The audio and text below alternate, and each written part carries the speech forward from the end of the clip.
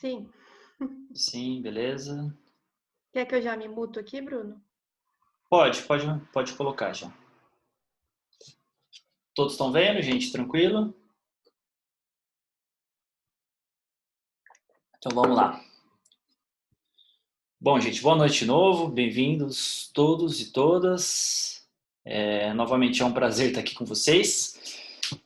E gostei muito da primeira aula, né, da forma como ela transcorreu, das perguntas que vocês fizeram. E quero, acima de tudo, que vocês participem bastante dessa aula também, que, aliás, como eu disse para vocês, com certeza vocês vão participar bastante. O tema de hoje, gente, presidencialismo na política brasileira. Esse, para mim, é um dos temas mais, digamos, importantes, tanto que foi meu TCC de graduação, né? Quando eu fiz Ciências Sociais, eu fiz uma comparação do presidencialismo no Brasil com o semipresidencialismo na França. Depois do mestrado, eu continuei com esse tema, fazendo uma análise sobre a composição dos ministérios brasileiros, como que os presidentes eles acabam distribuindo ministérios para sua base aliada a fim de manter a governabilidade, a fim de governar, a fim de poder governar. Então esse é um tema que eu particularmente gosto muito. No doutorado eu não continuei com ele, eu fui para outra área, fui para a área de política externa, mas ele é um tema que é fascinante, até porque ele trata da nossa política do dia a dia. Tá? Então, enfim, eu sempre gostei de trabalhar com ele, eu acho, e nada mais justo do que trazer ele para análise, até porque, como a gente viu na última aula, as instituições elas são muito importantes para a gente compreender a política brasileira. Então, a gente fez na última aula toda uma recuperação do debate da ciência política brasileira a partir dessa ideia das instituições. Como em um primeiro momento a ciência política nasceu para debater ensaios, né, teorias, enfim, muito mais ligadas à sociologia. Depois ela passou a construir a sua própria identidade. E essa identidade foi construída a partir da análise das instituições. Como eu disse na última aula, essa não é a única forma de análise da ciência política, existem outras, várias outras super importantes, tão importantes quanto o estudo das instituições, porém a gente acaba trazendo aqui um foco, né? A ideia desse curso, como eu já reiterei na aula passada, é dar uma introdução à política brasileira. São diversos temas, né, para a gente abordar, e eu acabei fazendo um recorte, né, de alguns mais importantes, na minha concepção, e mesmo esse recorte, ele acaba sendo bem introdutório. Então, tudo que eu estou passando aqui é introdutório, tá? Quem quiser se aprofundar mais nos temas, eu sugiro que dê uma olhada nas leituras que eu vou passar para vocês, porque realmente não tem como abordar tudo de uma maneira muito abrangente, porque é muita coisa, tá, gente? A ciência política, enfim, eu praticamente estudei a ciência política durante 10 anos, né? Contando graduação, mestrado e doutorado, então é complicado trazer toda a ciência política em 6 aulas, né? Mas eu espero que a gente consiga debater uma parte bem significativa dela, beleza? Então, gente, entrando aqui na estrutura, voltando um pouco na estrutura do curso, né? Na aula passada a gente debateu como a ciência política foi construída, passando pelas teorias principais. Na aula de hoje a gente entra especificamente no tema do presidencialismo, então analisar o sistema político do presidencialismo e, acima de tudo, como ele funciona.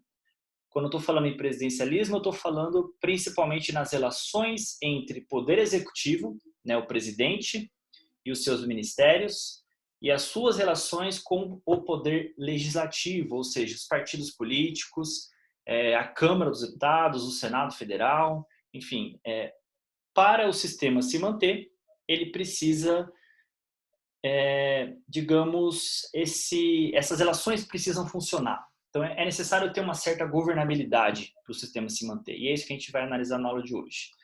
Depois, na aula que vem, a gente entra no sistema eleitoral, tá, dos partidos políticos. Falamos na quarta aula, vamos falar sobre o sistema federativo, financiamento de campanha, depois cidadania e políticas públicas e, por fim, a crise da democracia no Brasil, se o Brasil está em crise democrática ou não. Tá? Essa é a nossa estrutura, já falei para vocês dela na aula passada. Hoje o nosso foco acaba sendo aqui essa figurinha, né, a Câmara dos Deputados, né, alguém já deve ter visto essa foto, provavelmente. assim como o Senado Federal e o Poder Executivo.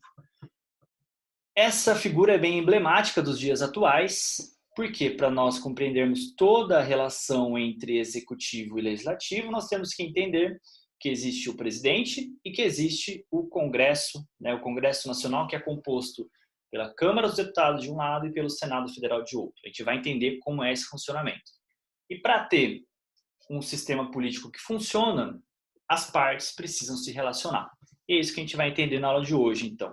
Primeiro, analisar como funciona o presidencialismo brasileiro a partir dessas relações entre executivo e legislativo. E aí é muito importante, gente, que o nosso foco aqui é o governo federal, tá? Claro que existe governo estadual, governo municipal, né? Claro que no governo estadual e no municipal existem relações entre executivo e legislativo também. Então, no município, por exemplo, existe o prefeito se relacionando com os vereadores, no estado também, né, mesma coisa, o governo estadual junto com os deputados estaduais. Então, esse funcionamento do presidencialismo brasileiro, a gente consegue enxergar ele também em outras lógicas, né, na lógica estadual e na lógica municipal.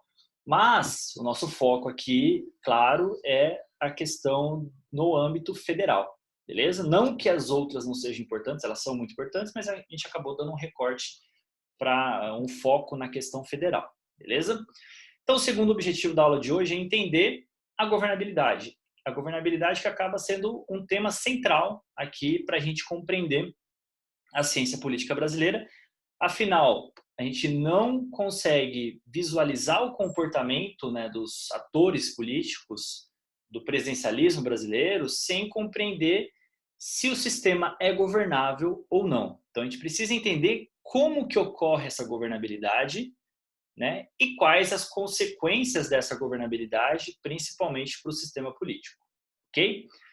E aí, em terceiro lugar, eu deixei esse tópico por último, justamente porque é um tópico que dá muito debate, verificar como a ciência política explica a ocorrência do impeachment.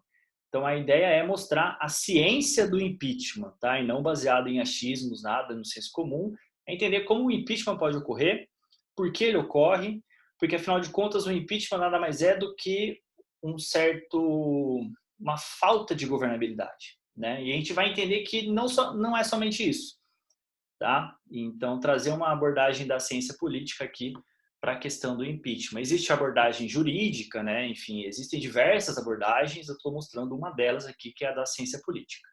Beleza?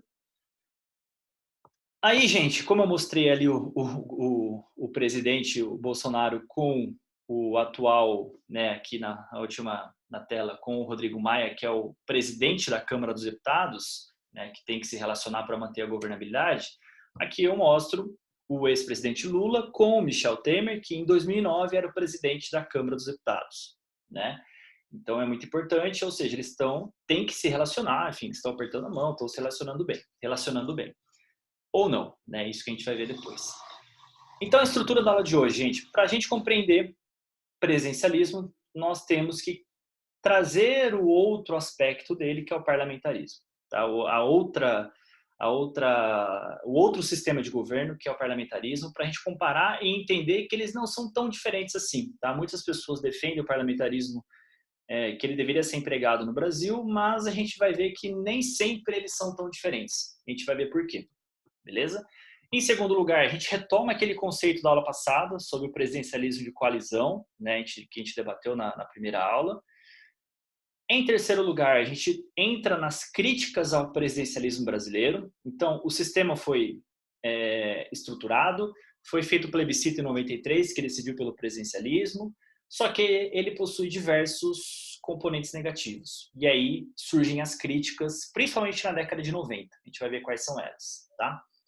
Aí, em quarto lugar, a ideia da estabilidade. Então, essas críticas falavam o quê? O presidencialismo brasileiro, ele é fadado ao fracasso, ele é fadado à paralisia, ele é fadado à ingovernabilidade. Aí, alguns autores da ciência política vão mostrar que não, que ele é extremamente estável. E eles vão mostrar por que ele é muito estável, beleza? Só que essa estabilidade nem sempre é positiva. Ela traz alguns problemas, ela traz algumas consequências. E aí a gente vai ver quais são as consequências dessa governabilidade, tá? Quais são os problemas dessa governabilidade. E por fim, em sexto lugar, um outro problema da governabilidade ou da falta de governabilidade, a questão do impeachment. Como então analisar o impeachment a partir da lógica da instabilidade do sistema presidencialista brasileiro. Beleza, gente? Posso continuar aqui depois de apresentar o curso? Deixa eu ver se tem alguma questão. Não, vamos lá então. Gente, primeiro tópico, presidencialismo e parlamentarismo. Aqui vocês devem conhecer nessa fotinho o Boris Johnson, primeiro-ministro inglês, né, que foi levado ao cargo de primeiro-ministro, se não me engano, no final do ano passado, né, na última eleição que teve. E aí, gente, para a gente compreender parlamentarismo e presidencialismo, primeiro a gente tem que entender qual a diferença dos dois, tá? E a diferença central aqui é o método da escolha do chefe de governo. Então, o chefe de governo escolhido no presidencialismo é escolhido por um método e o chefe de governo escolhido no parlamentarismo é escolhido, né, por outro método. No parlamentarismo, gente, o chefe de governo, esse cara aqui, o Boris Johnson, ele é eleito por quem? Pelo parlamento. A população escolhe o chefe de governo? Escolhe, mas de maneira indireta. Por quê? A população vota nos seus parlamentares e os parlamentares, a partir de uma coalizão majoritária, a partir da maioria da coalizão formada, vão escolher o primeiro-ministro. Tá? Então, essa é a primeira questão central. O chefe de governo, em sistemas parlamentaristas, não é escolhido pela população de maneira direta, mas sim de maneira indireta. A população escolhe o parlamento que vai escolher o primeiro-ministro. Beleza? E muito central nesse tipo de sistema é que se o chefe de governo perde apoio, ou seja, se ele deixa de ter apoio dos partidos, se ele não tem mais uma maioria ali no governo, o que vai acontecer? Vão ser convocadas novas eleições. Afinal de contas, ele não governa sem uma maioria. Ele precisa dessa maioria para governar, tá? E aí o que acontece? Se essa maioria deixa de ser maioria e faz um chamado voto de desconfiança, ele é destituído do cargo, e aí são chamadas novas eleições, eleitos novos parlamentares que vão escolher um primeiro-ministro de novo. Beleza? Qual a principal vantagem desse tipo de sistema, de acordo com a literatura da ciência política? A harmonia entre os poderes. Então, como o governo, o primeiro-ministro, depende do parlamento para existir, ele vai necessariamente ter que contar com esse parlamento ao longo do seu governo. A partir do momento que ele não conta mais com esse parlamento, a partir do momento que há a desconfiança entre os poderes, ele é retirado do cargo, né? Então tem que ter uma certa harmonia entre poder executivo e poder legislativo. Nem estou falando de judiciário, tá, gente? Judiciário é outra questão aqui que eu nem vou entrar no mérito. Estou falando de executivo e legislativo. Qual que é a principal desvantagem desse tipo de sistema? O primeiro-ministro não é eleito diretamente, então você não vota no primeiro-ministro, né? Você como membro da população, você vota nos parlamentares. E de acordo com a literatura da ciência política, esse também é um sistema que produz paralisias. Ele também é um sistema que gera ingovernabilidade. Por quê, gente? Se a gente for pensar, por exemplo, na Inglaterra, em Israel, né? Na Espanha, que são todos sistemas onde tem um primeiro-ministro, o que ocorreu nos últimos anos? Diversas eleições, porque o presidente não consegue formar uma maioria consolidada, ele não consegue formar uma coalizão consolidada. Presidente não, desculpa, gente, primeiro-ministro. O primeiro-ministro não consegue formar uma coalizão majoritária. Aí o que acontece? Tem que ser chamadas novas eleições para tentar formar um governo. Não forma o governo, chama novas eleições. Então, é um sistema que nem sempre é estável, tá? Se a gente for olhar, por exemplo, na Espanha, se eu não me engano, teve um período durante 2 anos, tiveram 4 eleições. A Itália também teve um período, ano passado, a Itália, se eu não me engano, em 40 anos, teve 50 governos diferentes. Então, parlamentarismo não necessariamente é sinônimo de estabilidade.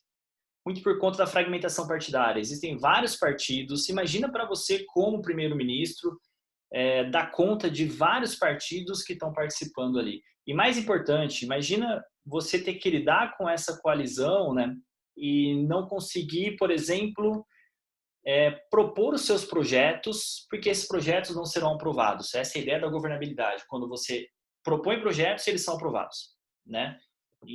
Mas existe uma paralisia, né? O governo não vai, não anda. Aí são chamadas novas eleições e nesse interim de novas eleições sendo chamadas, o que acontece?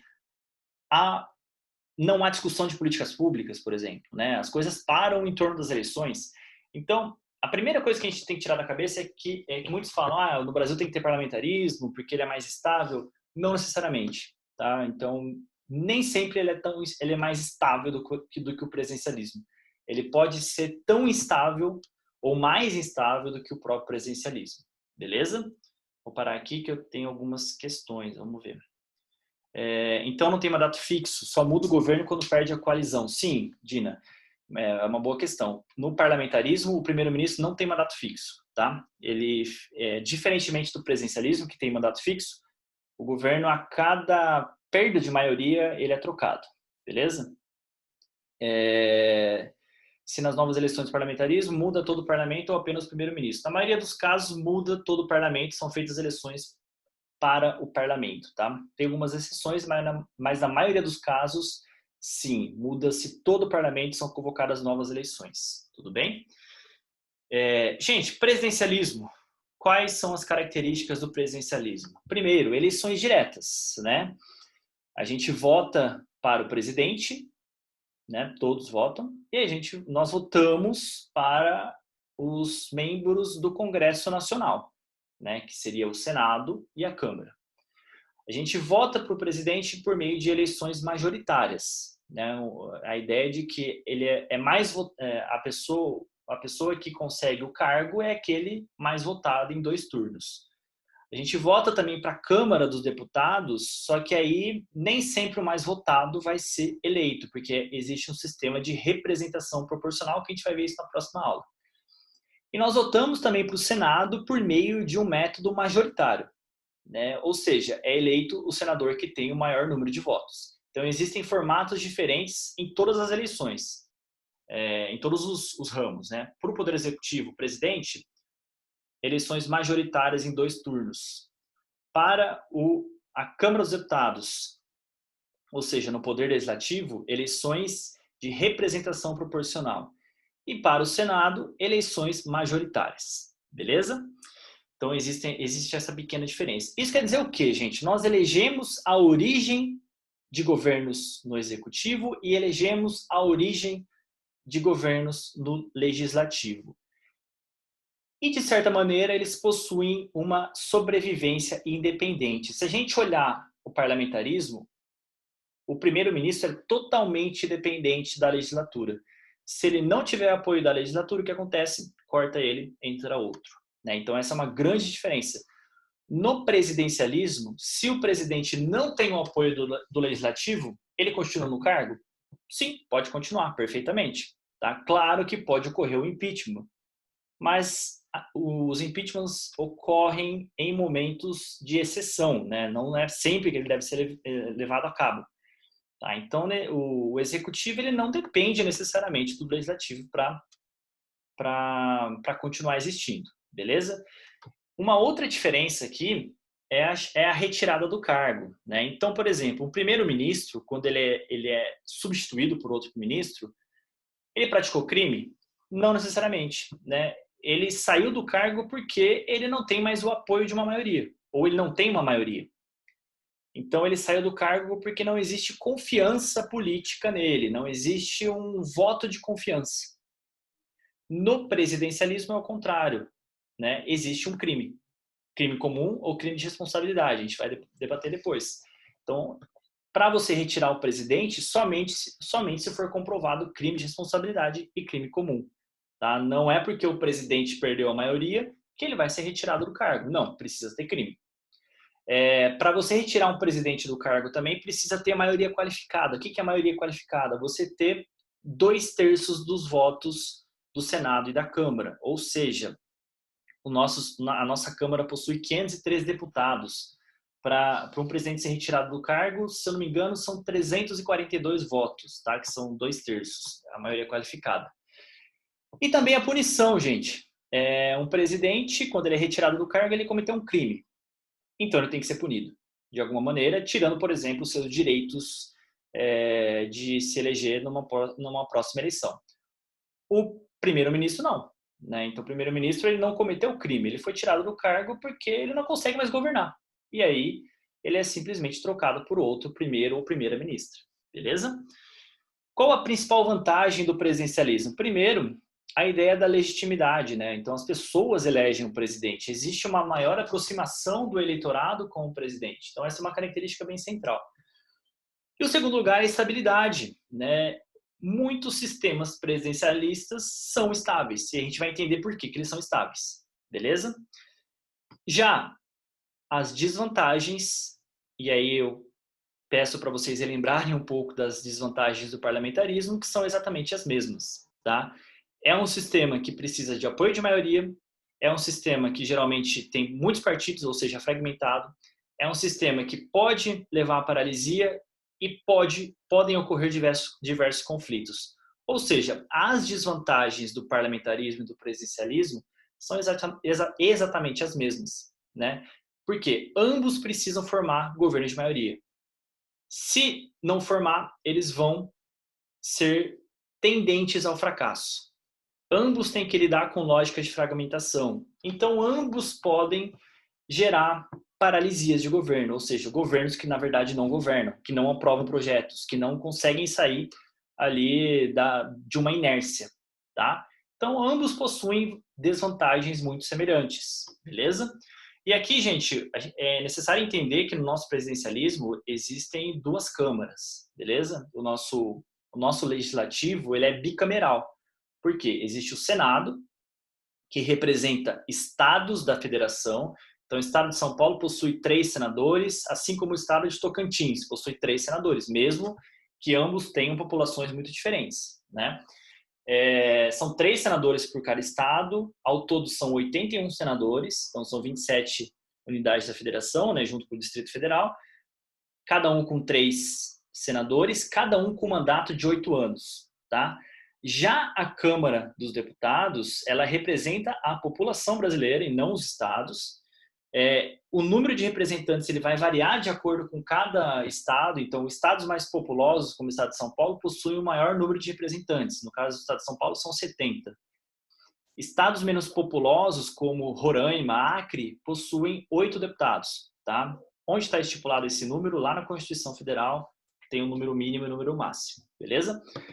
Ao todo são 503 deputados, tá? Com um mandato de 4 anos. Então, todo o projeto de lei passa, em sua grande maioria, né, por essas duas câmaras, tá? Pelo Senado e pela Câmara dos Deputados. Então, é necessário que o presidente converse, dialogue com essas duas câmaras. É preciso que ele, acima de tudo, promova a governabilidade. Beleza? Deixa eu ver se tem algum questionamento. Aliás, podem fazer algum questionamento antes de eu continuar. Oi. Temos uma pergunta do Alexandre e uma minha, se puder. Pode falar. O Alexandre perguntou se o primeiro-ministro agrada o parlamento, qual o tempo máximo que ele pode ficar no cargo? Não existe tempo máximo, tá, Alexandre? Então, por exemplo, Tony Blair, que foi o primeiro-ministro inglês da década de 90, né? Eu não me lembro o número de anos que ele ficou, mas se eu não me engano, alguém pode pesquisar aí, dar uma olhada, mas se eu não me engano foram 7 ou 8 anos. Então, realmente não tem tempo mínimo nem máximo, beleza? Carol, sua pergunta? Quando você falou do crime de responsabilidade, você disse que haverá uma punição. Eu queria saber quem que define essa punição.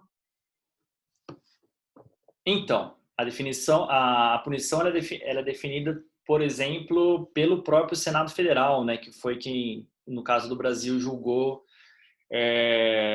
os casos do crime de responsabilidade da Dilma, tá?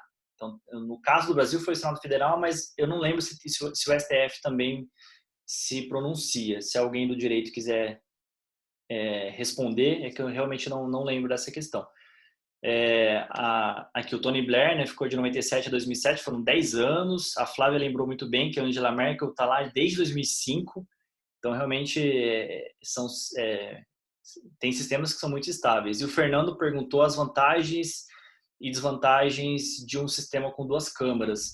No caso do Brasil, por exemplo, onde a gente tem um sistema federal, né, onde a gente possui estados com autonomia e a gente precisa pensar na representação dos estados também. Então, o caso brasileiro, o bicameralismo ele é positivo. Tá? Aliás, grande parte de países que são federativos é muito importante que se tenha digamos, essa configuração. As desvantagens, olha, são muitas, né? A gente pode pensar, por exemplo, na própria forma de você fazer uma coalizão, né? Você tem que considerar o Senado e a Câmara. Então, você tem que considerar as preferências de pessoas que estão representando populações e de pessoas que estão representando estados. É uma lógica um pouco complicada, você prestar atenção nessas duas formas de diálogo, né? Então, claro que tem toda essa questão de essas complicações mais de diálogo, né? Aqui, gente, eu coloquei na verdade, 3 dicas para vocês, de quem quiser se aprofundar um pouco mais nesses estudos. Tá? Existe esse livro aqui, Presidents and Assemblies, do Sugar e do Carey. Eles tratam das diferenças entre presidencialismo e parlamentarismo, mas prestando atenção em sistemas eleitorais, em força do poder executivo, em todas as configurações internas de cada país. Para isso, eles pegam, por exemplo, um banco de dados, se não me engano, de 120 países, tá? E começam a comparar aonde funciona e onde não funciona. E eles vão mostrar nesse estudo, esse estudo é de 92, que o parlamentarismo é um pouco mais estável. Aí o que acontece? Alguns anos depois, o José Antônio Chebub, nesse livro vermelhinho aqui, Presidencialismo, Parlamentarismo e Democracia, ele vai falar que, na verdade, todos os sistemas podem ou não ser estáveis. E o sistema vai ser estável na medida que ele consegue ter maioria. Então, o parlamentarismo é estável? Sim, mas depende, se ele tiver maioria. Presidencialismo é estável? Sim, depende, se ele tiver maioria. A partir do momento que o governo forma maioria e consegue governar, o sistema se torna mais estável. Então, ele compara vários países para justamente tentar desmistificar essa ideia de que os sistemas seriam muito divergentes, tá? Eles não são tão divergentes assim. Então, é isso que ele vai tentar trazer nesse livro. E tem um artigo bem famoso, né? Governos de coalizão nas democracias presidencialistas e parlamentaristas, do próprio Chebub, do Tversky e do Say. Eles vão mostrar realmente que esses sistemas funcionam com base na coalizão. Tá? Então, não necessariamente os sistemas são fadados ao fracasso. Não. Beleza? Se alguém quiser ler alguma coisa, eu sugiro esse artigo, tá? Não é simples, é um artigo um pouquinho complicado, mas dá para ler todo mundo. Beleza? Vamos seguir, então.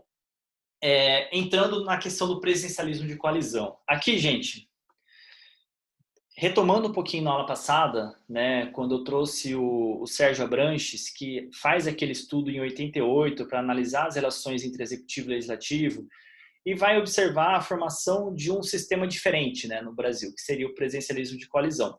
Não é um sistema tão diferente assim, porque no mundo todo tem presidencialismo de coalizão, mas ele vai mostrar que realmente que no Brasil existe esse sistema sendo configurado. Peço desculpas pelo barulho, tá, gente? Passa moto aqui sempre. E para o Sérgio Abranches, existe um dilema institucional, né? Por quê? Por um lado, os presidentes brasileiros são muito poderosos. Isso quer dizer o quê? Está regulamentado na Constituição, por exemplo, que o presidente tem poder de fazer o orçamento, né, para o próximo ano. Também o presidente pode nomear ministério, né? Então, todos os ministérios ali do governo, né, Ministério da Defesa, Saúde, Educação, os ministros são nomeados pelo presidente. E, acima de tudo, o presidente pode também nomear diretores de estatais, como Correios, como Petrobras, como qualquer tipo de organização estatal, né, de empresa estatal. Então, os presidentes são muito poderosos, né? E, além disso, o presidente pode fazer, por exemplo, ele pode governar por meio das chamadas medidas provisórias. Que, na verdade, o que ocorre aqui? Quem tem poder para fazer as leis, né? O legislativo, mas o presidente também pode. O presidente no Brasil, assim como em diversos países do mundo, ele legisla, ele faz medidas provisórias. E essas medidas provisórias, elas acabam sendo, digamos, a principal característica do nosso presidencialismo, né, em relação às leis, porque elas entram em vigor a partir do momento da sua publicação e elas vão ser votadas somente 120 dias depois. Tá? Então, até 120 dias, elas estão fazendo efeito. E depois o Congresso pode barrar ou não essa medida provisória. Então, o presidente pode editar medida provisória a todo momento. E isso ocorre muito no Brasil. O presidente tem muito poder para isso. E ele faz medida provisória praticamente a cada 9 dias. Tá? Isso, os dados vão trazendo que essa é uma constante de todos os presidentes brasileiros. Tá? Todos fazem isso. E muito importante, gente, é uma estrutura de difícil sustentação, porque existem presidentes muito poderosos e existe um Congresso muito fragmentado, assim como uma Câmara dos Deputados muito fragmentada e um Senado muito fragmentado. Beleza? E o que acontece? Presidentes muito poderosos, em um contexto de fragmentação, não tem maioria, né? Então, apesar de eles eles poderem fazer leis, eles precisam de maiorias para aprovar suas leis. E a gente observa aqui, de acordo com esse gráfico que eu coloquei para vocês, que desde aqui, principalmente a partir do FHC, governo 1, governo 2, Lula 1 e 2, Dilma 1 e 2, Temer, qual a porcentagem de cadeiras do partido presidencial? Então, do PSDB aqui, do PT aqui e do PT aqui. Em torno de 17%, né? Então, 14% aqui no FHC, 18%, depois 11%, 14%, 17%, 12%. E aí surge o questionamento: um presidente consegue aprovar seus projetos somente com base no seu partido, né? Com base na sua representação na Câmara? Não, né? Um presidente, para aprovar uma medida, uma emenda constitucional, ele precisa de 3/5 das casas.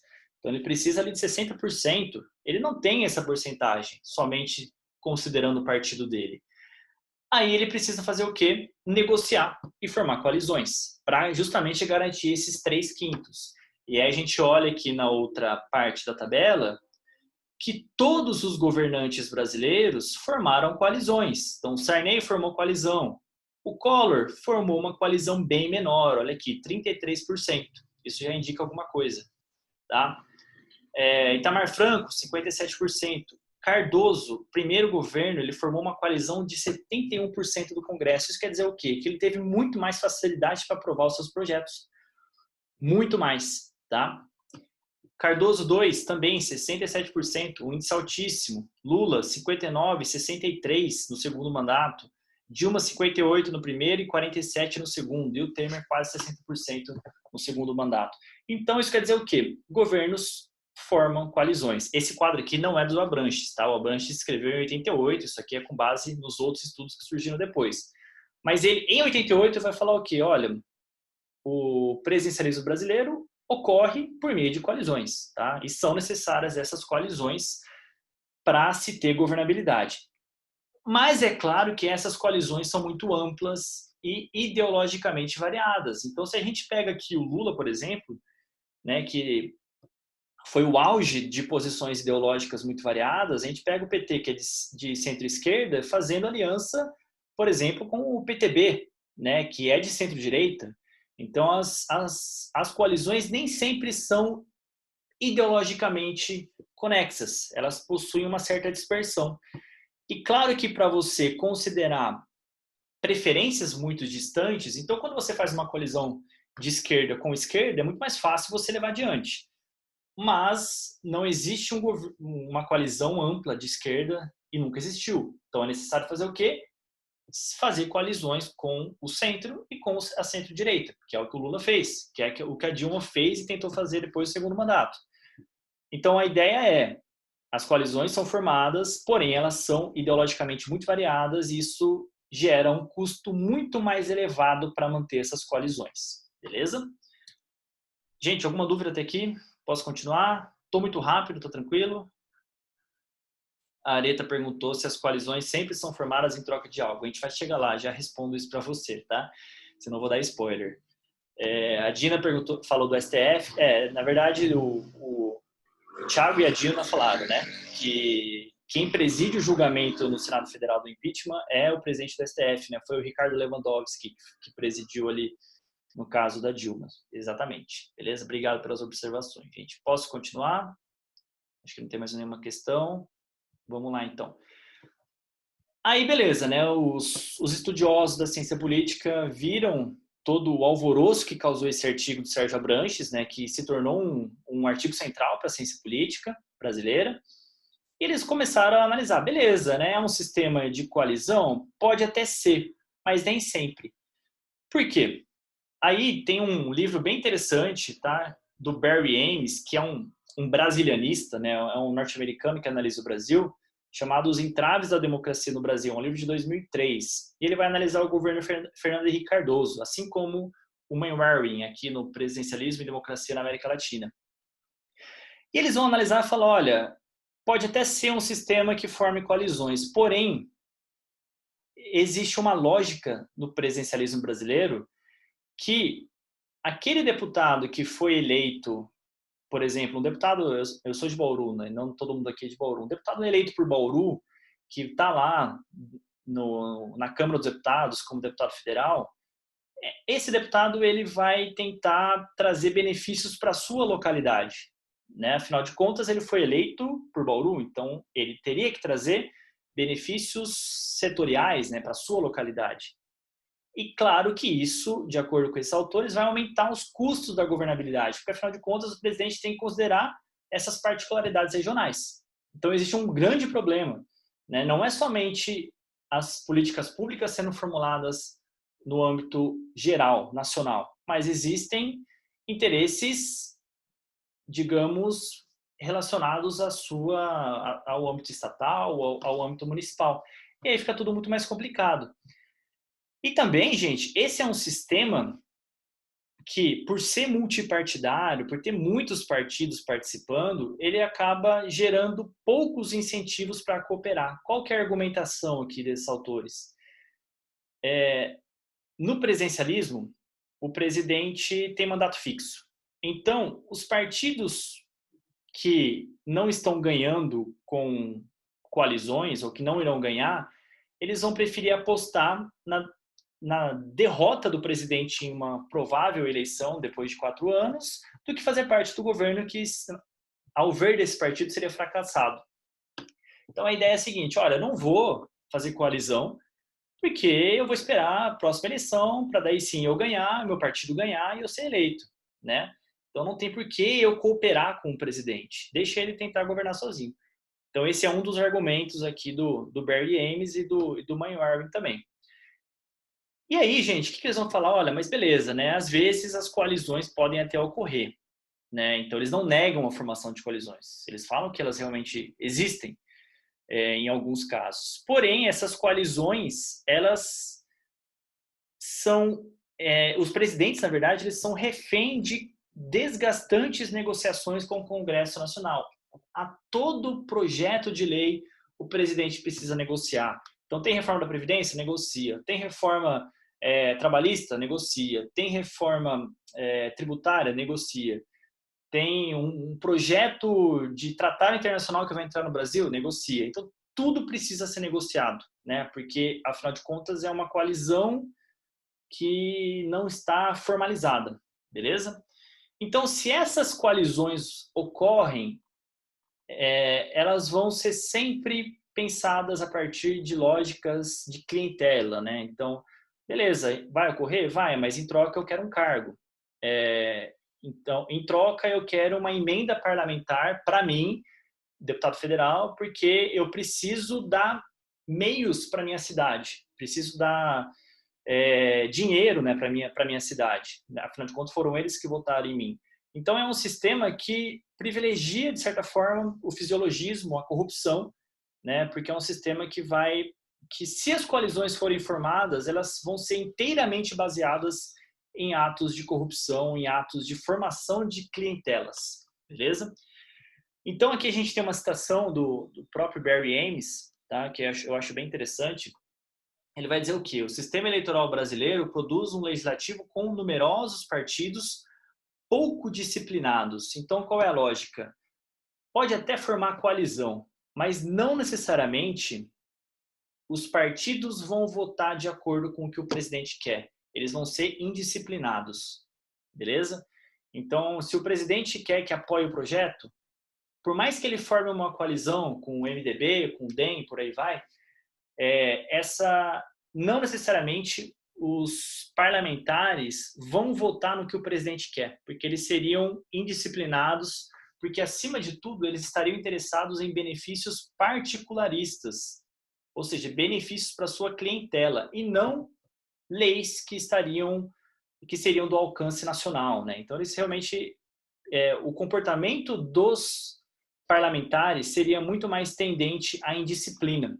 Não teria por que cooperar com o legislativo, mesmo fazendo parte da coalizão, né? Porque os legisladores não teriam incentivos para isso, porque afinal de contas eles gostariam de ter muito mais incentivo para a sua localidade. Então aqui tem até o quadrinho do Bennett, vai falar o quê? Que para governar é preciso construir uma ponte entre os poderes, né? O presidente e aí o parlamentar aqui 10% na minha mão. Então esse é um sistema, ao ver desses críticos do presidencialismo, que ele é propenso à corrupção e, acima de tudo, é um sistema indisciplinado, porque os partidos eles não necessariamente vão apoiar o presidente. Beleza? Aí, gente, alguma dúvida até aqui? Posso seguir? Tem uma pergunta da Helena. Tá. Essa postura pode se comparar à política de café com leite e não querer ceder ou colaborar em nome de assumir o mandato? Sim, sim, sim, pode sim. Pode ser. É que são sistemas diferentes, tá? Na República do Café com Leite, a gente tinha um sistema. Primeiro que o Brasil era rural, né? Então existia a ideia do coronelismo muito mais forte, né? E do clientelismo muito mais forte. O sistema melhorou, por incrível que pareça, né? Então, assim, é difícil comparar com aquela época justamente porque a população brasileira mudou muito. Os partidos mudaram muito. Então, a gente pega o período ali do período do café com leite, não tem praticamente nenhum partido. Aliás, acho que não tem nenhum partido remanescente. Então, é um pouquinho diferente os períodos, mas algumas coisas a gente consegue comparar. Beleza? Gente, então esses autores aqui vão falar que o sistema brasileiro presidencialista é extremamente instável, tá? Aí o que acontece? Vão surgindo diversos estudos, dentre eles esse livro aqui, Executivo e Legislativo na Nova Ordem Constitucional, da Argelina Figueiredo e do Fernando Limonge, que são cientistas políticos fenomenais. Aliás, todos esses são, tá? Mas esses dois eu particularmente gosto muito. Inclusive o Fernando Limonge, ele tem muita visibilidade na mídia, ele era colunista do Valor Econômico, é um cara muito sensato nas análises. E os dois vão escrever esse livro que se tornou muito famoso na ciência política brasileira e vão falar o seguinte, olha, o sistema brasileiro presidencialista, ele é estável, né? Por quê, gente? Então, esse gráfico aqui também, na verdade, eu dei uma continuidade a ele, tá? O que acontece? Os partidos brasileiros, os presidentes brasileiros formam coalizões, né? Como eu disse para vocês lá no início. Formam coalizões em torno de 60% aqui, né, do Congresso. E essas coalizões são suficientes para que o executivo, né, o presidente, tenha sucesso em praticamente tudo que ele manda para o Congresso Nacional. Então, se a gente olhar aqui no governo FHC, no FHC 1, onde o Brasil vivia um grande o plano real, né, ali praticamente em ascensão, enfim, o Brasil vivia um momento econômico muito bom.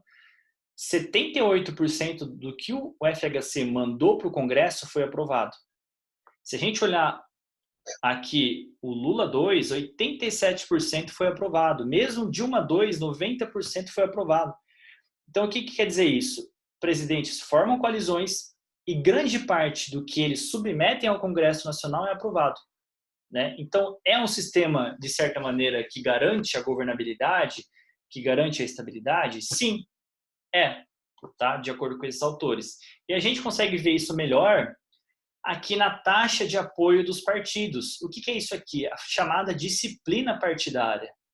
Então, se a gente olhar, por exemplo, aqui nos anos 2000, tá? Que era o governo FHC, 94% dos partidos da base aliada votaram junto com o presidente.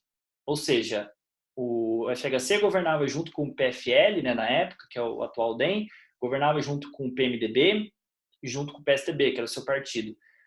Praticamente, em todas as votações, 9 entre cada 10 deputados votavam de acordo com o que o presidente queria. Beleza? Então, isso é muito importante para a gente observar a estabilidade.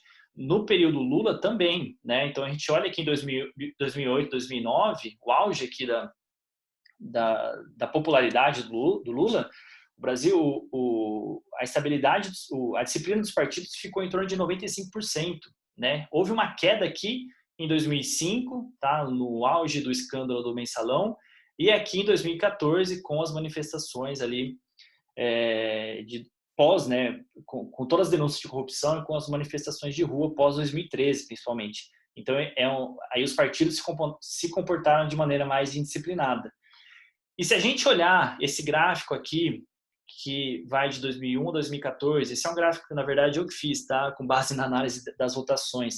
Aliás, tudo isso é com base em votação, tá, gente?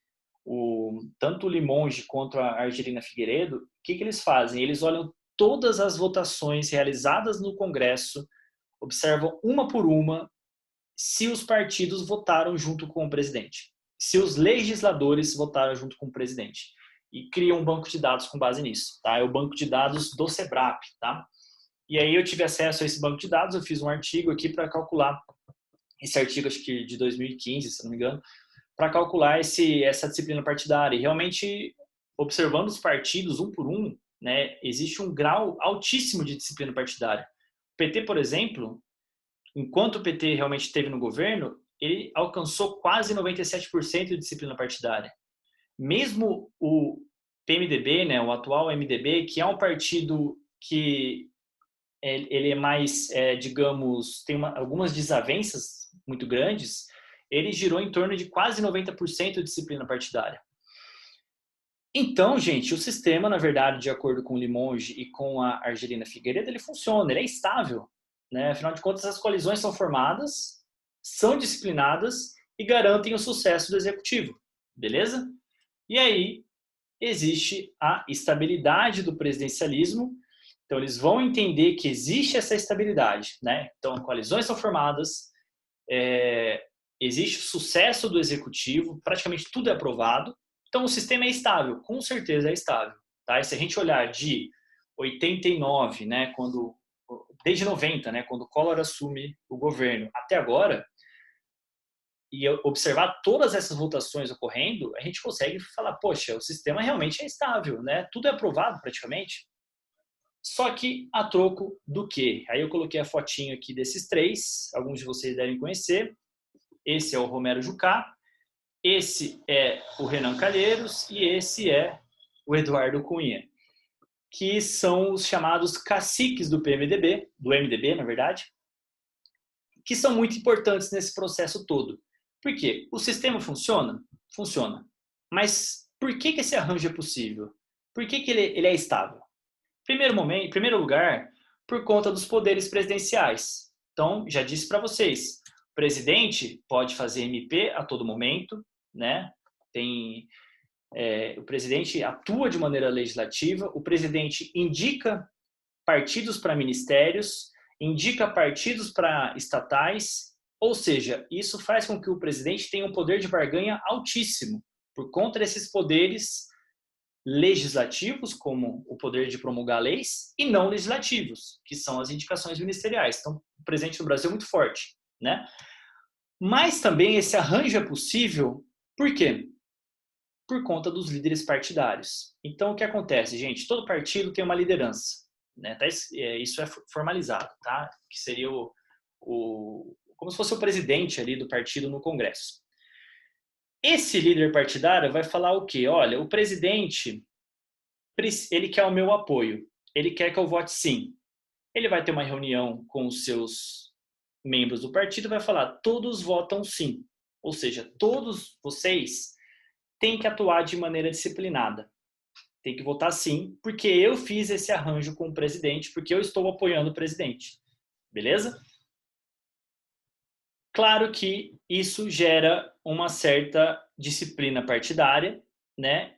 E casos onde existe indisciplina partidária, ou seja, onde o deputado votou contra o partido, pode ocasionar uma expulsão do deputado do partido, como ocorreu em 2004 com o PSOL, surgindo ali de deputados que estavam descontentes com o PT. Né? Então, se eu não me engano, foi em 2004 que o PSOL surgiu. E aí, gente, o que acontece? Os líderes partidários, eles fazem reuniões, né, das lideranças, existe o colégio de líderes, onde eles discutem tudo que vai ser votado. Eles têm poder para ditar todo esse processo legislativo, ou seja, todas as leis que vão ser debatidas, elas passam primeiro para a análise deles, para ver o que vai ser debatido. Então, eles, de certa maneira, centralizam o poder. Eles vão delimitar os projetos que vão ser votados, a ordem do dia. Né? A urgência dos projetos também vai ser delimitada por eles. Os membros que fazem parte das comissões, que as comissões são muito importantes também, são colocados por esses líderes partidários. O tempo de fala de cada deputado é colocado também por esses líderes partidários. Ou seja, são pessoas extremamente poderosas, né? E essas pessoas conseguem canalizar o comportamento de deputados, de senadores e por aí vai. Né? Elas conseguem exercer uma liderança em conjunto com o presidente, que também é muito poderoso, e isso faz com que os membros do Poder Legislativo votem de maneira disciplinada. Beleza? Então, existe um sistema que garante essa disciplina. Primeiro, por conta dos poderes do presidente, segundo, por conta dos líderes partidários. Qual que é o principal problema, tá? E o Limonge e a Argelina Figueiredo não negam isso, né? É o alto preço cobrado pelos partidos para garantir a governabilidade. Então, beleza, né? Existe apoio do legislativo, dos partidos ao presidente? Com certeza existe. Porém, nada em política vem de graça, e aí surge toda a questão dos problemas ligados a essa governabilidade, e aí a gente entra especificamente neles, tá? Eu coloquei uma fotinha aqui de todos os presidentes, eu não coloquei o Temer não, desculpa, o Itamar, eu acabei esquecendo de colocar o Itamar, mas não tem problema, tá? Eu tentei achar uma foto que enfim, aparecessem todos juntos, né? Mas não tem como, porque o Bolsonaro nunca apareceu com todos juntos. Mas, enfim, aqui estão todos, tá? Deixa eu ver se tem alguma pergunta no bate-papo. Pode falar.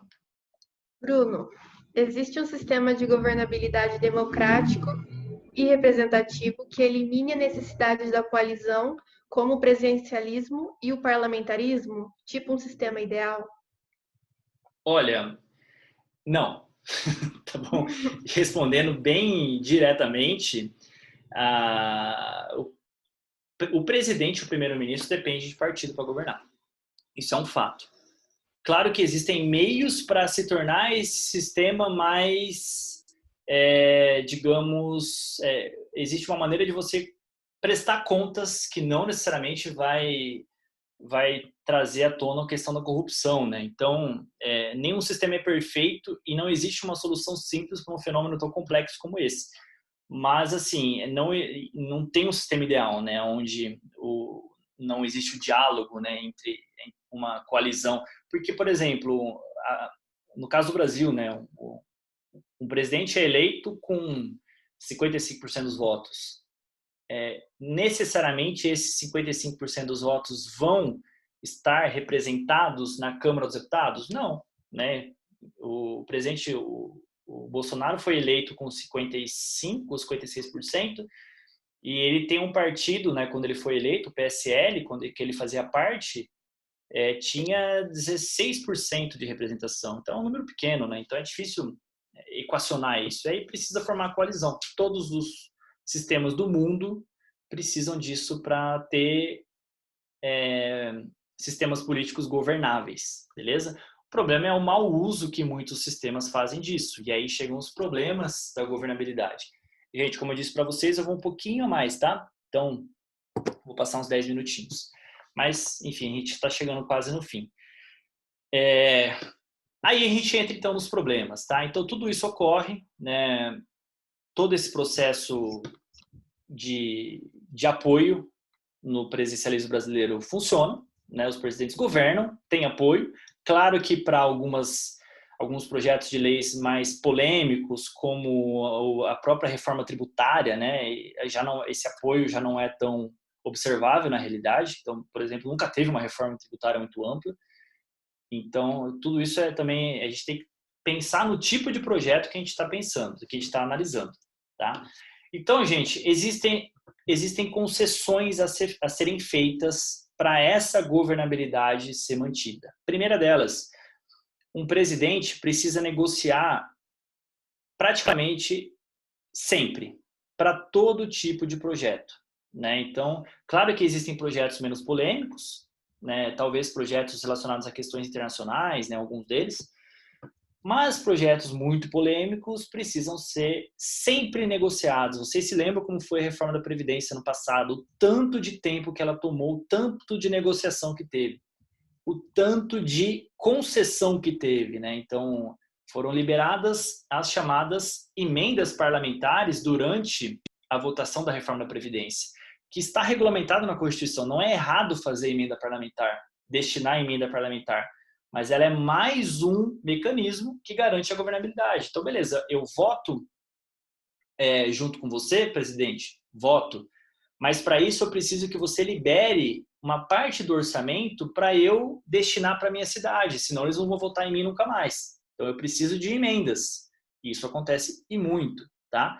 Outra questão, as nomeações aqui para cargos comissionados, diretoria de estatais. Então beleza, o partido fala, olha, eu voto de acordo com o que o senhor presidente quer. Sim, eu voto, mas eu preciso de uma contrapartida. Então, me dê um cargo no Ministério de Minas e Energia, que era um dos ministérios mais corruptos de todos. Me dê um cargo no Ministério da Educação e por aí vai, tá? E aí existe uma certa leniência com a corrupção, né? Então, a corrupção ela está intrínseca ao sistema e não é uma novidade dos últimos governos. Ela sempre esteve no sistema, né? Mesmo durante os militares, aliás, tinha muito mais corrupção, como eu disse para vocês na última aula. Mas em todos os governos, enfim, todos os governos que passaram durante todo o nosso presidencialismo, e não somente no âmbito federal, mas no âmbito estadual também, todos foram, de certa maneira, lenientes com a corrupção, tá? E o que acontece, gente? Existe uma cooptação de agentes públicos. Então, qual é a lógica? Olha, eu vou colocar uma pessoa em uma empresa estatal, Petrobras, por exemplo. Essa pessoa responde a interesses partidários, interesses políticos e aos interesses de grandes grupos econômicos. Por quê, gente? As empresas estão investindo nessa pessoa também. As empresas estão financiando aquele político e elas esperam que, quando essa pessoa esteja num cargo de alto nível, como uma empresa estatal, que esse político retribua. Como ele vai retribuir? Vantagens, como, por exemplo, limitando concorrência, né, em processos de licitação, dando mais preferência para aquela empresa. Então, qual é a ideia? O presidente coloca pessoas no ministério, coloca pessoas em empresas públicas. Essas pessoas não necessariamente são técnicas, são pessoas que estão ligadas a partidos e a empresas. E aí começa a embolar o caldo da corrupção, né? A corrupção feita por partidos e também por empresas. E a gente, depois, quando eu for falar de financiamento eleitoral, existe um rol muito pequeno de empresas. Não é que toda empresa é corrupta, muito pelo contrário. Se a gente for analisar o número de doações de empresas, são poucas e de poucas áreas, mas elas dominam e elas querem alguma coisa em troca. E é isso, por exemplo, que o próprio Marcelo Odebrecht, esse cara aqui dessa figura, né, que participou ali das delações da Lava Jato, ele vai dizer, né? Então, na delação dele, ele vai falar muito bem isso. A gente sabia que todo diretor, ou seja, todo diretor de empresa estatal, que é colocado dentro de uma empresa pública por um determinado partido político, e aqui ele está falando de todos, tá? Ele, de alguma maneira, está lá para atender os interesses políticos. Ou seja, essa pessoa que está lá colocada, ela representa interesses políticos. Quando chega na época da eleição, ele vira para aquelas empresas fornecedoras e diz, olha, eu tenho expectativa de que você doe tanto para tal senador, para tal deputado. Então, essa pessoa que está na empresa, ela fala, olha, eu preciso que você doe, né, para para um senador, esse político que está na empresa estatal, né, fala, preciso que você doe para um senador, para um deputado. E aí, a partir do momento que ele faz isso, ele também cria uma dívida com aquela empresa para quem ele fez o pedido. Então, é um sistema, um círculo vicioso, né, onde empresas e partidos dependem um do outro. Tá? E se a gente for olhar o financiamento eleitoral, depois eu vou retornar a toda essa questão, empresas como a Odebrecht, por exemplo, investem em todos os partidos. Não é que elas preferem um partido em detrimento de outro. Não. Olhando a eleição de 2014, por exemplo, que foi aquela eleição da Dilma contra o Aécio, a Odebrecht investiu a mesma quantia nos dois. E se a gente pega a Marina Silva, que era a terceira colocada, que foi a terceira colocada e que chegou a liderar a disputa presidencial, ela até certo ponto, até enquanto ela liderava a disputa presidencial, ela tinha mais doações da Odebrecht. Então, é um sistema que é muito leniente com a corrupção, é um sistema onde as empresas, essas mais, que enfim, estão diretamente envolvidas com todos os governos, elas participam ativamente desse processo. Tá? A gente vai ver depois toda essa questão das empresas. Então, gente, existe um sistema que depende da governabilidade para ser mantido. Essa governabilidade ela é mantida a custo do quê? De apoio dos partidos e, acima de tudo, de troca-troca. Então, eu te dou apoio, você me dá ministério. Eu te dou apoio, você me dá um cargo em empresa estatal. Só que, às vezes, isso nem sempre funciona. E aí surgem momentos de instabilidade e momentos que podem gerar impeachment, tá? Eu até coloquei a fotinho aqui da Dilma com o Temer, que não estão se olhando aqui nessa foto, né? Tem um livro bem interessante do Aníbal Pérez Linan, que, se eu não me engano, ele é colombiano, que vai analisar os processos de impeachment na América Latina. Ele vai dizer que os processos de impeachment ocorrem com muita frequência na América Latina, tá? E ele vai analisar todos os países que tiveram esses processos. E, enfim, a abordagem dele traz essencialmente a questão de que impeachments não essencialmente são jurídicos. Claro que tem um componente jurídico, mas eles são principalmente políticos, né? Afinal de contas, eles são feitos pelo poder legislativo. E eles são soluções constitucionais, ou seja, baseadas na Constituição, para acabar com crises e para promover mudanças dentro de regimes democráticos. Né? Isso é um fato dos impeachments. Aí ele vai escrever até que o impeachment nada mais é do que uma arma institucional, ou seja, prevista nas instituições, previstas nas constituições, empregada contra presidentes que enfrentam uma legislatura beligerante. Então, uma legislatura que está não mais tão feliz com ele ou com ela, né?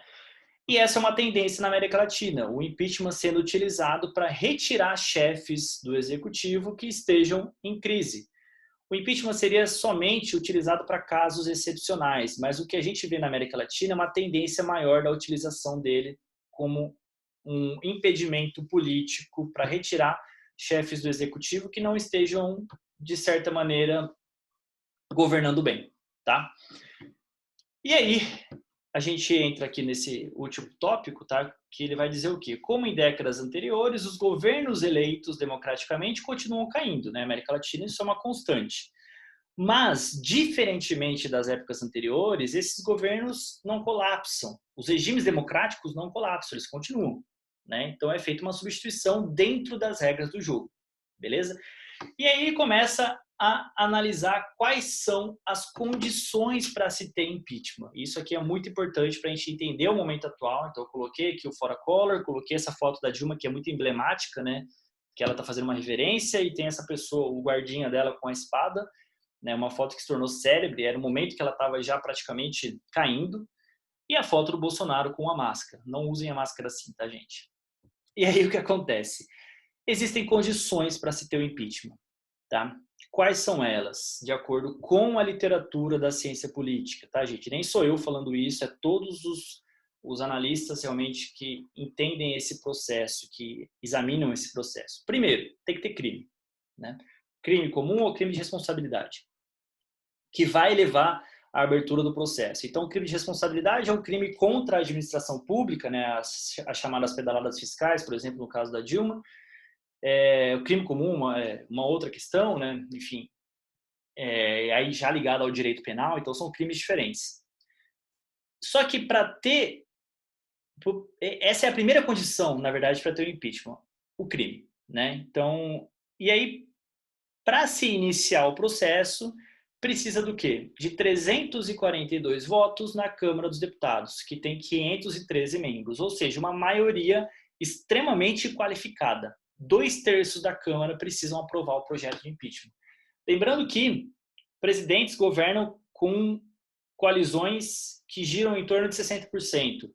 Em processos de impeachment, essa lógica inverte. É preciso ter de 60% a 70% para tirar o presidente, para iniciar o processo, né? Então, as coalizões deixam de ser coalizões, né?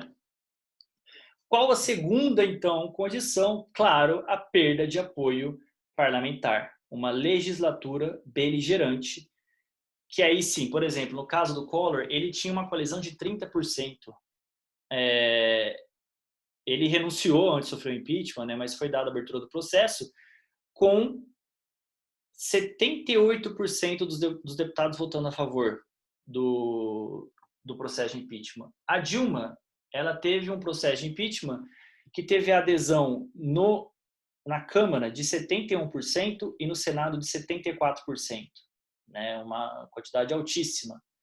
E aí as pessoas perguntam, mas e o Bolsonaro, né? Ele pode ser impeachado, né? Se a gente fizer os cálculos, né, de toda essa questão das maiorias parlamentares, o Bolsonaro está negociando com o Centrão, né? Isso é um fato. Ao contrário da Dilma, o Bolsonaro foi cedo às compras, né? Então ele está negociando com o Centrão e ele tem, eu fui ver na Câmara dos Deputados, né, mais ou menos esse número de deputados gira em torno de 160, tá? Ele precisa de um pouco mais de deputados para se livrar do processo de impeachment. Ele está negociando, né? Isso é um fato. Então, gente, e o que acontece? Muita gente deve falar, o Rodrigo Maia, né? O Rodrigo Maia está lá com 35 processos de impeachment e não faz nada. O Rodrigo Maia, ele está calculando o que está acontecendo. Ele não vai abrir um processo de impeachment, não vai de jeito nenhum abrir um processo de impeachment sem ter a garantia que esse processo seja aprovado. Ele tem essa garantia agora? Não, não tem.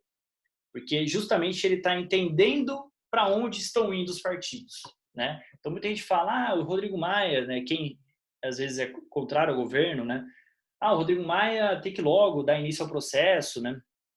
Não é tão simples assim. Então a ciência política mostra que é preciso ter apoio.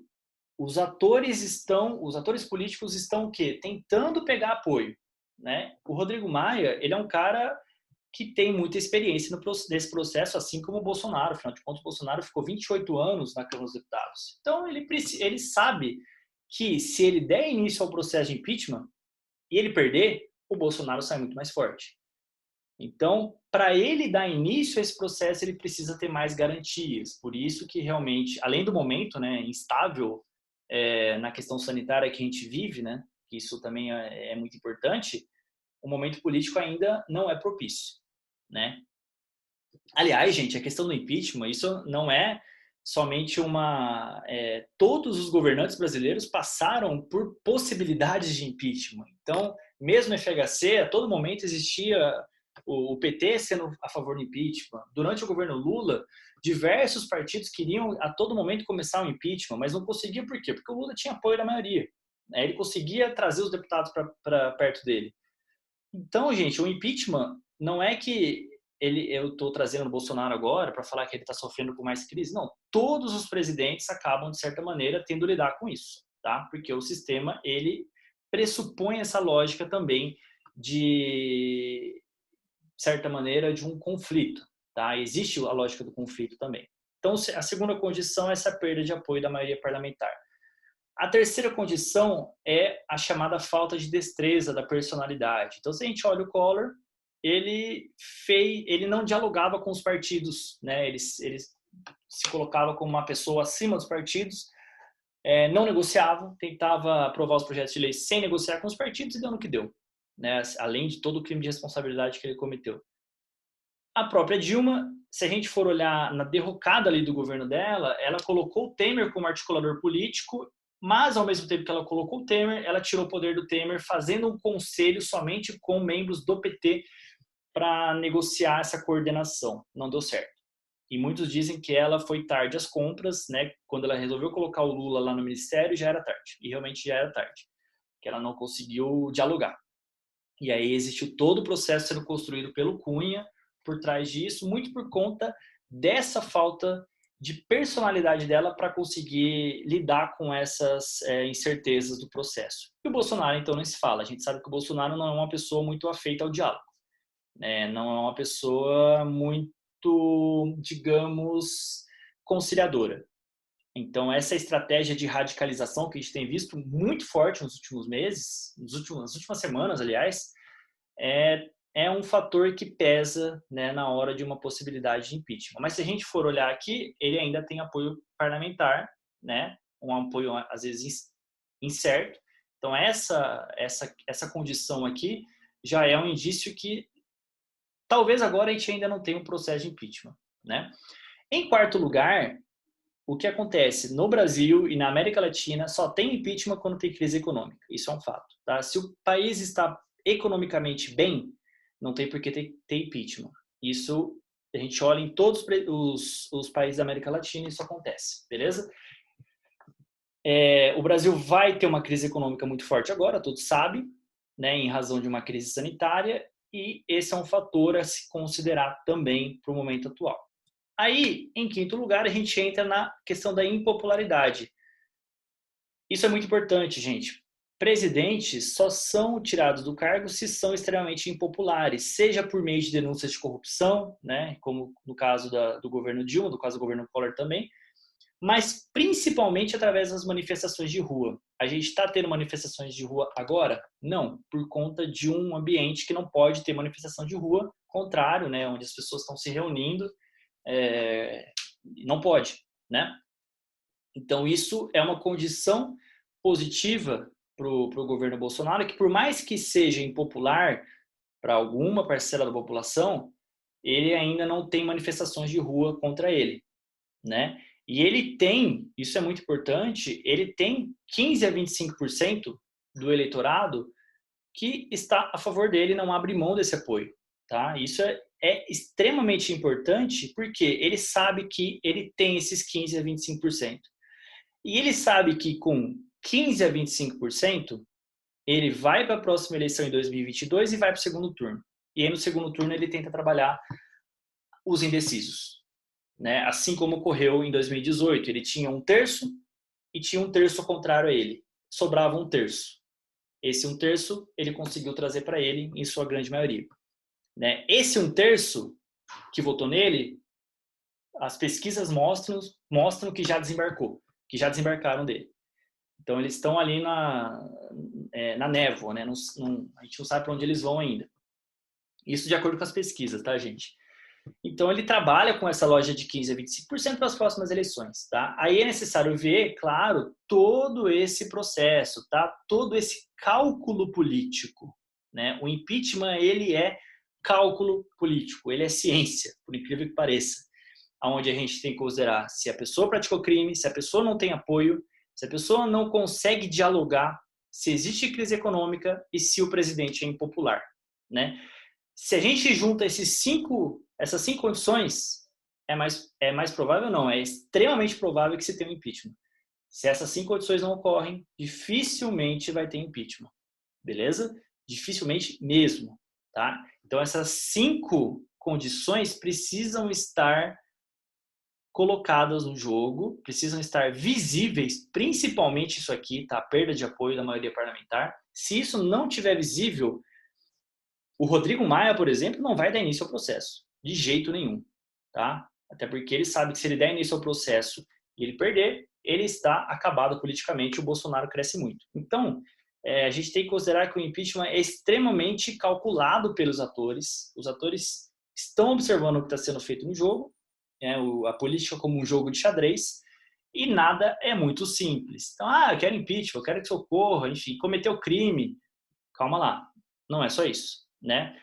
Então, tudo isso tem que ser discutido, tá? Tudo isso tem que ser delimitado para a gente entender como essa crise de governabilidade ocorre e por que o impeachment pode ou não ocorrer. E aí, gente, para finalizar, eu dou uma sugestão de um artigo para vocês de 2016, meio de 2016, se não me engano, logo depois do impeachment da Dilma, do Otávio Amorim Neto, que é um cientista político muito, muito importante, e ele vai escrever esse artigo em 2016, falando, né, sobre toda a questão do Temer, quando ele entrou no governo, e analisando a crise, né? Então é importante a gente analisar aquela crise, analisar a atual crise a partir daquela que ocorreu em 2015 e 2016 e verificar o que tá ocorrendo igual, né? Fazer comparações. Então esse artigo é bem interessante. E é interessante que ele escreve aqui em 2016, ele vai falar, olha, se o Temer fracassar no desempenho econômico e somando-se isso toda a desmoralização da classe política por conta de escândalos de corrupção, as próximas eleições, ou seja, 2018, poderão pavimentar o caminho para líderes populistas ou radicais que invistam contra as instituições democráticas, que é o que está acontecendo agora. Então, de certa maneira, o Otávio Amorim Neto conseguiu prever o que iria acontecer lá em 2016, né? Às vezes o cientista político acerta. Nem sempre, mas às vezes acerta.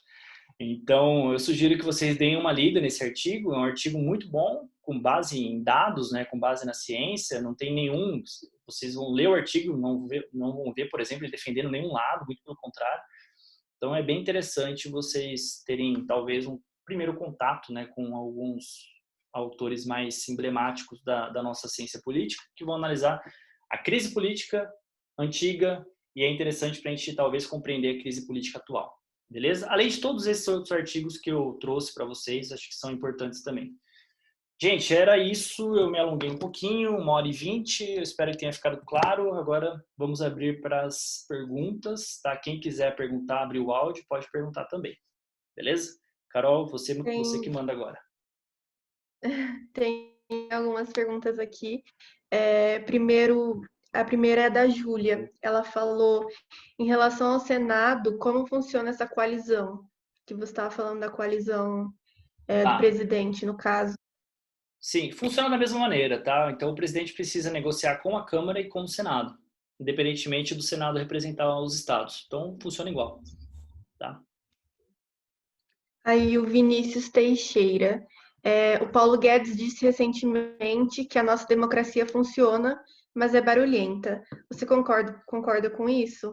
Comparando com outras democracias semelhantes no mundo. Essa é uma boa pergunta. A nossa democracia funciona? A gente vai responder isso. Eu sugiro, Vinícius, que você fique até o final do curso, até a última aula, que a gente vai analisar a qualidade da nossa democracia. Então, a nossa democracia tem qualidade? Alguns dizem que não, tá? É uma democracia que em muitos momentos se assemelha a um autoritarismo competitivo, onde não necessariamente as regras do jogo são respeitadas e onde não necessariamente o sistema é inclusivo, digamos, ele presta atenção para a questão da cidadania, por exemplo. Então, a democracia funciona? Sim, mas ela tem qualidade? Então, aí é um questionamento que a gente vai procurar responder lá na última aula, beleza? Aí a Helena, o impeachment foi aplicado pela primeira vez em qual nacionalidade? Como se sucedeu o desenvolvimento dessa medida para retirar o chefe de Estado no sistema presidencialista, no caso do Brasil? Olha, o impeachment foi aplicado pela primeira vez, aí é uma boa pergunta, mas talvez nos Estados Unidos, eu não lembro, tá? Mas acho que quem realmente deu início ao processo foram os Estados Unidos, eu não lembro o nome do presidente, mas acho que sim, foi lá. E o que mais? Qual que é a outra Como se pergunta? sucedeu o desenvolvimento dessa medida para retirar o chefe de Estado do sistema presidencialista, no caso do Brasil? Então, a lei do impeachment ela é de 63, eu acho, tá? Não me recordo também. E até hoje ela é, digamos, reinterpretada para os processos de impeachment. Então, quando teve o impeachment do Collor em 92, ela foi analisada, né? Analisaram como que deveria ser feito o processo. E depois, em 2016, quando foi o impeachment da Dilma, ela também foi restaurada, né? Enfim, todo o processo foi feito com base nela. Então, a lei do impeachment, se não me engano, é 62 ou 63, tá? Tá. A Arieta perguntou qual seria uma porcentagem ideal? Eu acredito que quando você estava falando do impeachment, da porcentagem de coalizão que os presidentes tiveram, não é? Todo presidente governa com base em uma porcentagem ali de 60%, né? Ele precisa dessa base aliada. Se a gente pensar o Bolsonaro, por exemplo, ele não fez um governo de coalizão. Ele está tentando negociar principalmente com bancadas parlamentares, né? Então, a bancada da bala, a bancada ruralista. Então, ele consegue aprovar alguns projetos negociando com bancadas. Então, muita gente fala, o Bolsonaro não negocia, o Bolsonaro não faz coalizão, enfim, ele é a nova política. Não, ele faz acordo também com essas bancadas, né? Então é um acordo que ocorre a todo momento, ele precisa disso para governar, senão ele não vai ter nada aprovado. A Dina comentou, ela disse, esse crime também é político. Até então, as pedaladas fiscais não eram crime, já Temer teve diversos crimes e Bolsonaro está do mesmo jeito e não caíram. A questão da discussão sobre o mérito jurídico das pedaladas, até hoje muitos discordam, né? Então tem muitos juristas que falam que não teve, tem outros que falam que teve. Então essa é uma discussão complicada. E justamente o impeachment ele precisa de um empurrão político, né? Se a gente for talvez comparar, né? Enfim, existem casos aonde, por exemplo, governos estaduais, aonde teve muito mais crime de responsabilidade do que um governo federal, né? Então, assim, depende de vontade política, né? Pode até ter um crime mais visível, mas se não houver vontade política e se não tiver um momento econômico ruim, se não tiver toda essa questão, o impeachment não vai para frente, porque realmente ele é pautado pela vontade política, tá? Então essa é uma questão bem importante também. É uma pergunta da Flávia. Já que no Brasil é a questão econômica que manda, a questão ético-moral pesa mais em outros países quando o assunto é impeachment, ou realmente o que manda em todos os casos é a economia? Então, Flávia, a economia é um dos fatores. Claro que ela, se a gente for analisar, então nenhum presidente vai sofrer impeachment porque foi mal na educação, senão todos deveriam ter sido sofridos, né? Enfim, se a gente for olhar, um presidente, ele é eleito com base muito no momento econômico, né? Com base nas discussões econômicas. E ele vai ser mantido no cargo também com base na economia. Então, a economia assume um papel primordial, assim como outras variáveis, né, relacionadas ao jogo político. Mas se a gente pensar em uma área, né, uma área de política pública que tem muita importância na questão do impeachment, com certeza é a área da economia.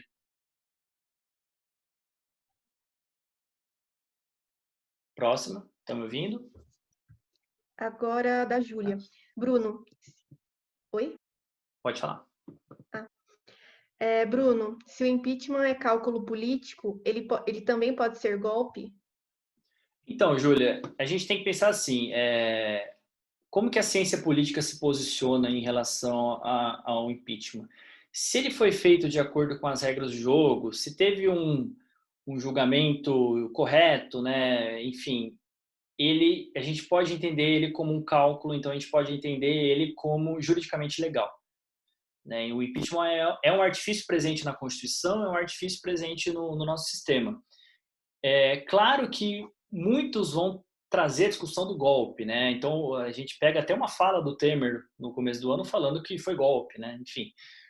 Mas eu acho que essa é uma discussão que a gente não necessariamente precisa levar a cabo agora, né? Eu acho que assim, o processo de impeachment já foi feito e a gente tem que entender que ele ocorre, né? Independentemente se as pessoas entenderem como golpe ou não, se essas 5 condições estiverem feitas, ele vai ocorrer.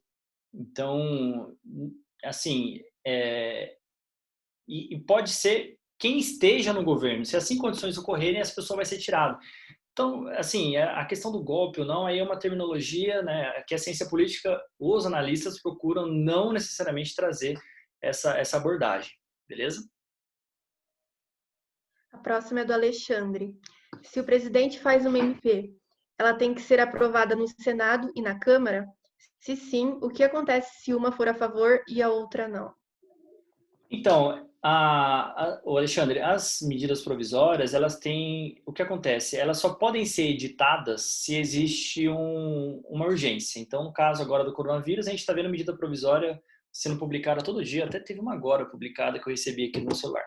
Então, quem quiser acompanhar, tem o Diário Oficial da União que solta todas as medidas provisórias sendo publicadas. E aí, em casos de urgência, ela é publicada e a partir do momento que ela é publicada, ela faz efeito, né?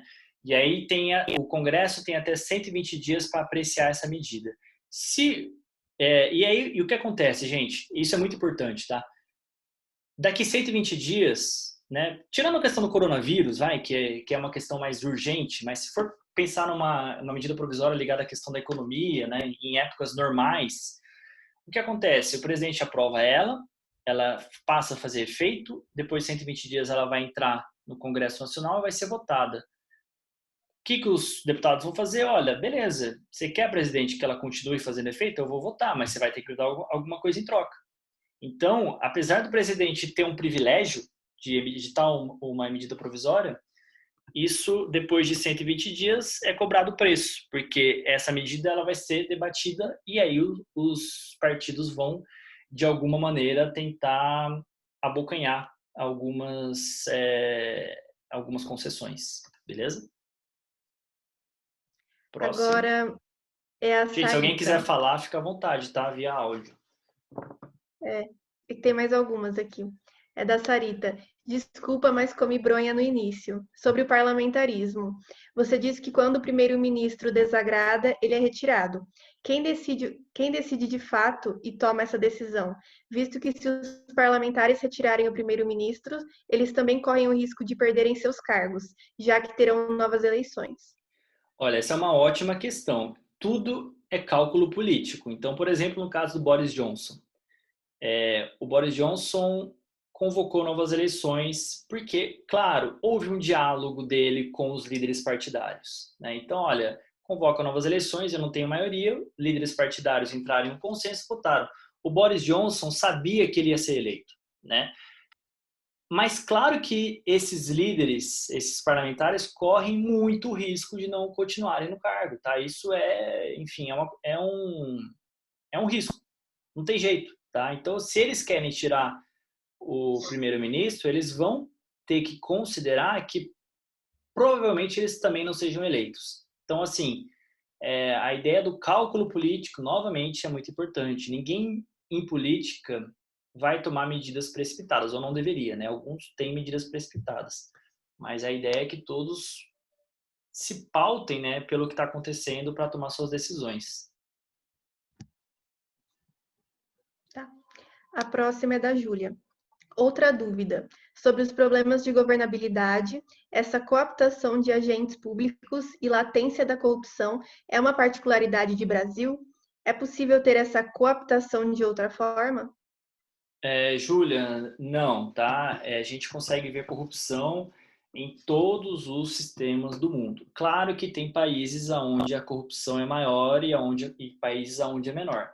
Então tem até um índice de corrupção, se não me engano, é da Freedom House, tá? Que vai analisar os países mais corruptos do mundo. O Brasil, se não me engano, está ali em 80 e pouco, 90 e pouco, tá? O país menos corrupto do mundo é Noruega, Suécia. Mas, assim, todos os países possuem corrupção porque existe uma lógica, né, de um sistema onde partidos e empresas se retroalimentam dessa distribuição de cargos. Claro que, como eu disse para vocês, é difícil a gente ter uma solução para isso, né? Mas existem formas de melhoria do sistema. Isso que a gente vai trazer nas próximas aulas. Mas é tudo muito complexo, né? Não existe nenhuma solução fácil para esses problemas, tá? Muito pelo contrário, né? Existem bons exemplos no mundo de como diminuir a corrupção e o Brasil talvez deveria olhar esses bons exemplos para procurar diminuir também, no caso brasileiro. Uma pergunta do João, que ele tinha me mandado, João Henrique.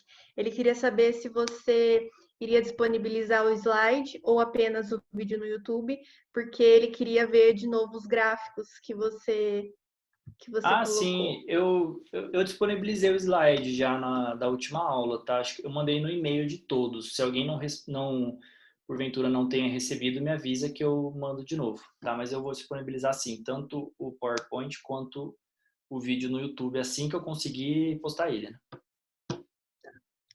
A Dina comentou: por isso que os novos golpes não são mais militares, e sim parlamentares e jurídicos. A retirada da Dilma aconteceu para que um novo projeto político, que não vinha sendo escolhido nas urnas, começasse a ser implementado. Exatamente, né? Então, se a gente pega, por exemplo, os autores novos da democracia, da análise da democracia, como o Runciman, que é um autor norte-americano, ele escreve o livro Como as Democracias Chegam ao Fim. E ele vai justamente trazer isso, que as democracias não chegam ao fim por meio de tanques na rua, mas isso aí já passou, já está fora de moda. Que as democracias chegam ao fim ou perdem a sua qualidade por meio de processos juridicamente aceitos, né? Por meio de processos jurídicos. Então, a própria ciência política está tentando entender esses movimentos, né, de mudanças democráticas, né, de mudanças de governo, tá, que alguns tratam como golpe, outros tratam como uma mudança permitida dentro do sistema, beleza? Mas tá certinho, isso mesmo. A Letícia disse sobre o impeachment, que a gente estava pensando qual foi o primeiro, e ela falou que nasceu na Inglaterra, mas que ainda há uma discussão sobre o ano, e alguns autores afirmam que foi em 1326. Ah, obrigado, Letícia. Eu realmente não sabia disso, né? É interessante que toda a análise do impeachment em si, do processo de impeachment, é uma discussão que ela muitos cientistas políticos discutem no mundo. Inclusive, quando eu fiz uma disciplina no doutorado, era uma disciplina sobre impeachment, né? Como o impeachment ocorre, quais as variações. Então, foi a disciplina inteira, um semestre inteiro falando de impeachment. Então, realmente uma abordagem que está em alta até na ciência política, porque ela passa por toda essa análise do processo de formação de coalizões, e eu não sabia, né, que tinha nascido na Inglaterra, mas obrigado pela contribuição. Aí agora, acho que a última é do Marcelo. Poderia-se dizer que o peso dos 5 fatores que atuam para o processo do impeachment são diferentes? Por exemplo, dos Estados Unidos, onde o Trump sofreu impeachment, mas a economia estava necessariamente em crise, pelo menos até a pandemia. Ao meu ver, parece que as questões ético-morais pesam mais do que aqui no Brasil, por exemplo. Não sei se coloquei bem em palavras. Se quiser, eu repito. Ô, Marcelo, então, claro que esses 5 fatores, né, essas condições têm um peso maior, alguns têm um peso maior. Eu acredito que no caso do Brasil seria a própria base aliada, né? Mas assim, o Trump, a gente tem que entender que o sistema presidencialista norte-americano ele tem uma configuração diferente da brasileira, onde existem 2 partidos muito fortes, né? Onde existe um bicameralismo. E para você ter um processo de impeachment avançando nesse tipo de sistema, é necessário que necessariamente não, é necessário que um membro do Partido Republicano do Trump, mais membros, aliás, não só um, passem do Partido Republicano e votem de acordo com o Partido Democrata. E aí o bicho pega, né? Essas pessoas não necessariamente vão fazer isso. Então, é um sistema onde as posições partidárias são mais claras. Então, é muito mais difícil ter impeachment. Muito mais difícil mesmo. Porque a gente tem partidos mais fortes, partidos mais enraizados na sociedade, partidos mais ideológicos, que conseguem claramente se posicionar, né? Então, para a gente ter um processo de impeachment é muito mais difícil. O Fernando comentou: por outro lado, teve o escândalo moral dos Clintons e não aconteceu nada, muito em função da economia. Exatamente, Fernando. Tem todo aquele processo do Clinton, né? Quase teve o processo de impeachment contra ele também, muito por uma questão moral, mas não foi em frente, né? Também por conta da economia, né? Que estava relativamente bem e por conta do próprio sistema bipartidário, né? Onde os membros do Partido Democrata não votaram contra o Clinton, né? Então, sim, nos Estados Unidos é muito difícil ter impeachment, tá? claro que tem situações onde, no caso esqueci o nome dele, do Nixon, né? O Nixon já é diferente, né? Tem todo um processo ali de corrupção muito forte, o escândalo do Watergate, né? E aí já tem uma questão mais central para todo o processo de impeachment, né? Mas é mais difícil de ocorrer, muito mais difícil que no Brasil, tanto que esses estudos sobre impeachment eles são baseados principalmente na América Latina. Que se a gente for olhar na América Latina, Brasil, Paraguai, Equador, Venezuela antes do Chávez, Colômbia, Peru e não sei se estou esquecendo de mais algum, e Bolívia. Todos passaram por impeachment. O único país que não passou por impeachment nos últimos anos foi o Chile, que tem uma democracia até de certa maneira estável. E a Argentina... Não, a Argentina não teve impeachment, teve renúncia, né? E o Uruguai. O Uruguai também é um país relativamente estável. O resto, todos sofreram com o processo de impeachment. O próximo é o Danilo. Na questão do impeachment, as configurações jurídicas são de fato relativas, porque há uma linha de pensamento sobre como o autoritarismo se fantasia de social-democracia. Oi, Danilo. Deixa eu ver se eu entendi. Então, a questão assim da juridicidade do impeachment é um dos fatores. Então, assim, não necessariamente um presidente que tenha cometido um crime comum ou um crime de responsabilidade vai ser impedido. Não necessariamente. Precisam ter as outras condições. Tá? Pode até ter, né, cometido os crimes comprovados, mas o elemento jurídico não é nada sem o elemento político. Beleza? Aí a Letícia perguntou: como é a dinâmica da renúncia em relação ao impeachment? Então, Letícia, a gente tem dois exemplos do Brasil, né? O Collor, que renunciou, e a Dilma, que foi até o final do processo. Na verdade, se o presidente quiser renunciar, ele renuncia, né? E aí dá-se o fim ao processo de impeachment, mas isso não quer dizer que ele não vai ser punido como o Collor foi. No caso da Dilma, ela participou de todo o processo, né, desde o seu início, e não foi punida, não teve os seus direitos eleitorais cassados, né? Ela participou da eleição em 2018. Então, assim, digamos que existe uma dinâmica para cada caso, né? E isso para o Brasil e para os outros países da América Latina também. Cada caso é um caso e a gente não tem como criar um procedimento, às vezes, muito linear, beleza? É isso. Gente, mais perguntas? Alguém gostaria de perguntar pelo áudio? Alguém pelo áudio? Vocês são livres, tá, gente, para participar via áudio, a qualquer momento. Não? Mais alguém querendo perguntar no chat? Não? Tranquilo? Bom, então acho que fechamos aqui a aula de hoje. Eu espero que vocês tenham gostado, tá? É um tema bem polêmico, né? Então, tanto que deu bastante pergunta. Eu espero que tenha ficado claro toda a minha abordagem, né? Que se algum termo, porventura, não tenha ficado muito claro para vocês, vocês podem me perguntar, podem mandar mensagem, podem mandar e-mail, eu respondo. Quando der, né? Na maioria dos casos eu respondo.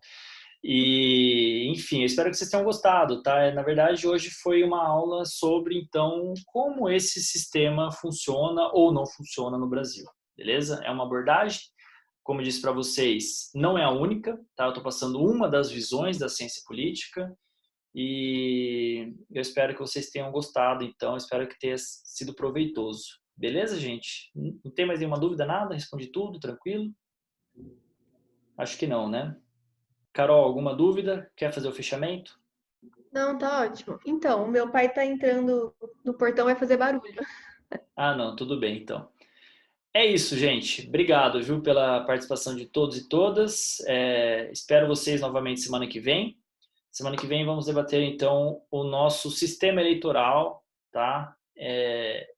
vamos tentar trazer uma abordagem mais simples, né, mais tranquila, porque o sistema eleitoral às vezes é um pouco chato, mas eu prometo que vai ser interessante. Beleza, gente? Então, boa semana, se cuidem, fiquem em casa, quem pode ficar, e nos vemos semana que vem.